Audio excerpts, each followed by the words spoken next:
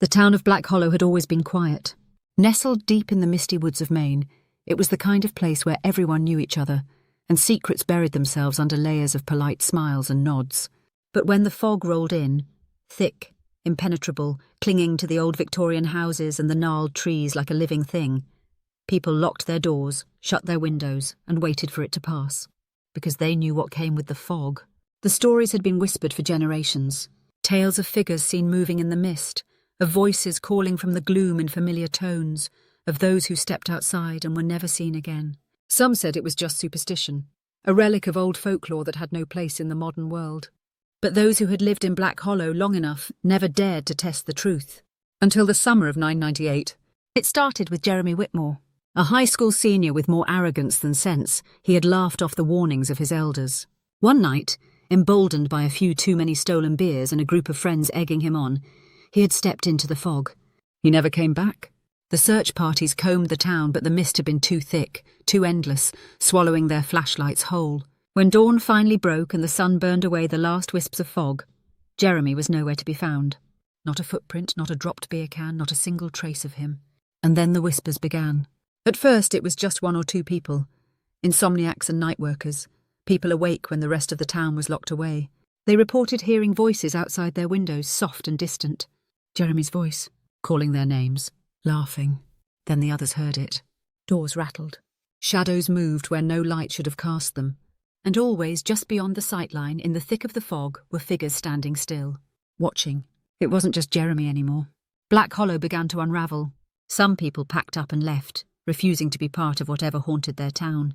Others, too stubborn or too terrified to run, simply prayed the fog would never come for them.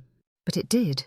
One by one, others disappeared, neighbours, friends, even entire families. And always, always their voices joined the chorus in the mist. Part 2, The Return. 25 years later, Sarah Whitmore returned to Black Hollow. She had been just a child when her older brother Jeremy vanished. Her parents had been among the first to flee, driving south and never looking back. But the past had a way of calling people home. And when Sarah received a letter from the Black Hollow Historical Society, signed by a woman named Eleanor Graves, she felt something stir inside her. The letter was simple. Come back. The town needs you. Sarah knew better than to answer a vague, ominous plea, but she couldn't ignore it either. Memories she had long suppressed clawed their way to the surface. The fog, the whispers, the figures in the mist, and Jeremy, her bright, reckless, foolish brother who had walked into the unknown and never returned. Now, standing at the edge of town, Sarah saw what had become of Black Hollow. The streets were cracked and overgrown. Storefronts stood empty, windows shattered. Cars sat rusting in driveways. It was as if the town had been swallowed by time itself. But it wasn't abandoned. Lights flickered in the windows of old homes. She could hear movement behind doors, and somewhere deep in the fog a voice whispered her name. Part 3. Secrets in the Mist. Sarah had spent years searching for answers, first in police reports, then in old newspaper clippings, and finally in places she shouldn't have been looking at all. The internet had its fair share of ghost stories about Black Hollow, but the real history was buried in records no one wanted to see. There had been disappearances in Black Hollow long before Jeremy. Decades of them. Centuries even. Entire families wiped from existence, names vanishing from census records as if they had never been there at all. The town's history was a patchwork of missing people and unspoken fears. And now, as she walked its streets, the fog curling around her ankles like hungry fingers, Sarah understood why. Eleanor Graves was waiting for her at the town library, one of the only buildings still intact. She was an older woman, her face lined with years of knowledge and exhaustion. "You shouldn't have come back," Eleanor said, but her voice lacked conviction. "You sent for me," Sarah replied, gripping the strap of her backpack. "Tell me why." Eleanor sighed and slid a thick, leather-bound book across the table. The pages were yellowed, filled with handwritten accounts dating back to the early 1800s. "They never left," Eleanor whispered, tapping a long, bony finger against the page.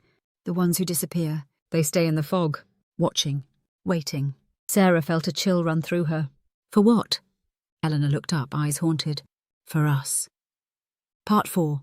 The Truth Beneath the Fog. As Sarah dug deeper, she uncovered the town's darkest secret. A ritual, performed long ago, meant to protect Black Hollow from something much worse.